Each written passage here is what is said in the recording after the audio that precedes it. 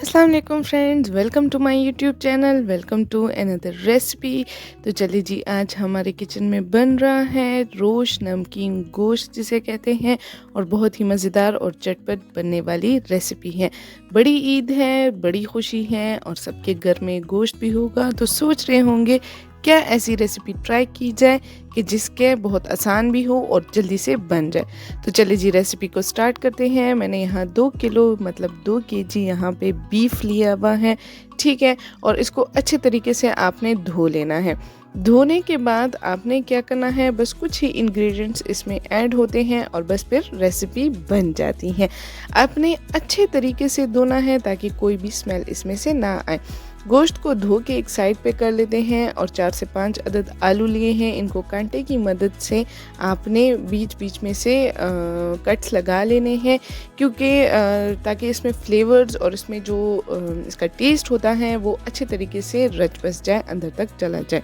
अच्छा, हम एक लेयर गोश्त की लेंगे, उसी के ऊपर हमने आलू लेने हैं अपने हिसाब से, और फिर 2 खाने के चम्मच हमने टोटल नमक लेना है। पहले एक लेयर में 1 खाने का चम्मच, दूसरे लेयर में फिर दूसरे खाने का चम्मच, ठीक है। इस तरह हमने टोटल 2 खाने के चम्मच नमक लेना है। अब ये दूसरे लेयर हम लगा रहे हैं, इसमें आप देख सकते हैं चर्बी भी है और गोश्त भी है। क्यों? क्योंकि रोश की खासियत ही यही है। अच्छा, अगर आपके पास लैम्ब है तो उसमें तो बहुत ही मज़े का बनता है, लेकिन बीफ है हमारे पास तो हमने सोचा क्यों ना इससे भी बना लिया जाए। ठीक हो गया है। अब हमने लेना है 1 अदद प्याज, इसको 4 हिस्सों में हमने काट लिया है। और फिर लेते हैं 4 से 5 अदद मैंने हरी मिर्चें ली हैं, इनको कट्स लगाए हुए हैं।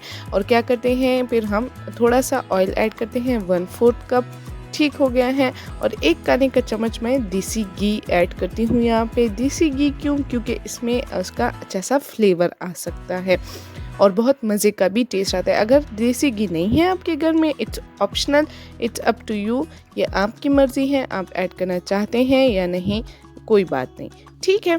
अच्छा, फिर हमारा क्या है, बस ये रेसिपी इतनी ही थी। फिर हमने क्या करना है, थोड़ा सा आटा गूंद लेना है बग़ैर नमक वाला। अगर नमक वाला है तो बस ठीक है, लेकिन वो जल्दी से ख़राब हो जाता है, ठीक है। ख़राब इन सेंस कि वो क्या हो जाए है, वो सही से इसको कवर नहीं कर पा रहा, वो हट जाता है। तो बग़ैर आटे का ये होता है कि एंड तक ये रहता है। ठीक हो गया है। अलग से हमने थोड़ा सा आटा लेना है, इसको गूंद लेना है और बस एक डो सी बनानी है। और जिस तरह मैं कर रही हूँ, आपने इसी तरह बिल्कुल पूरे पॉट को कवर कर देना है, ठीक है। ये स्टेप हम ज़रूरी भी हैं, और करते क्यों हैं, ये इसलिए ताकि हमारा गोश्त अच्छे से गल भी जाए, पक जाए, और ये कोई बाहर से हवा या कुछ भी ना चला जाए, ताकि जो प्रोसेस हमारा है बहुत स्लो प्रोसेस है, बहुत लो फ्लेम पे ये बनता है। तो हम क्या करते हैं, इसको अच्छे तरीके से कवर करने के लिए ये होता है। ये हमारा देसी नुस्खा है, ये हमारा देसी तरीका है।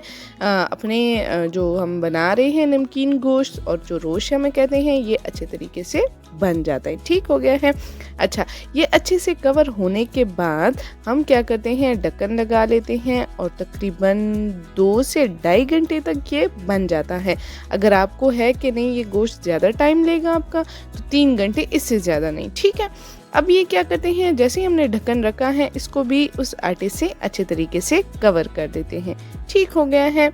तो आप कमेंट सेक्शन में ज़रूर बताइएगा, अगर आपको मेरी वीडियो पसंद आती है तो प्लीज़ मुझे फ़ीडबैक ज़रूर दीजिएगा, और ये भी ज़रूर बताइएगा कि आपकी ईद कैसे गुज़र रही है। अच्छा, तो हमने क्या किया है, बिल्कुल लो फ्लेम कर देते हैं और इसको 2.5 घंटे के लिए रख देते हैं, बिल्कुल लो फ्लेम पे। आप फिक्र ना कीजिएगा, ये जलेगा नहीं, ये ख़राब नहीं होगा, ये बिल्कुल यही प्रोसेस है। 2.5 घंटे के बाद मैं यहाँ पे जो आटा है बिल्कुल सख्त हो गया है, इसको रिमूव करती हूँ। एंड देन आप देख सकते हैं बहुत मज़ेदार सा ये गोश्त रेडी हो गया है, जिसे हम रोश भी कहते हैं। कोयटा और केपीके में ये बहुत शौक से खाया जाता है और मेहमानों को खिलाया जाता है, ठीक है। कुछ लोग इसमें टमाटर ऐड करते हैं, जो मुझे इतने ज़्यादा इसमें अच्छे नहीं लगते। तो मैं बिल्कुल ऑथेंटिक रेसिपी जो कोयटा और केपीके में बनती है, वही रेसिपी लेके आई हूँ आपके लिए। ठीक हो गया है। अच्छा, यहाँ आप देख सकते हैं बहुत मज़े से ये तैयार हो गया है। आपके मुंह में पानी आ गया होगा और आप सोच भी रहे होंगे कि क्यों ना ये रेसिपी थोड़ी सी बनाएं, ट्राई की जाए। तो आप इसको बिल्कुल ट्राई कीजिएगा और मुझे फीडबैक दीजिएगा। और आप मेरे वीडियो पसंद आए तो please like, share and subscribe to my YouTube channel and click the bell icon, ताकि मेरी तमाम वीडियो आपको पहले देखने को मिले। तब तक के लिए दीजिए मुझे इजाज़त। दोबारा मुलाकात होगी नए वीडियो, नए रेसिपी और नए मूड के साथ और एक नए जज्बे के साथ मिलते हैं। थैंक यू एंड अल्लाह हाफिज़।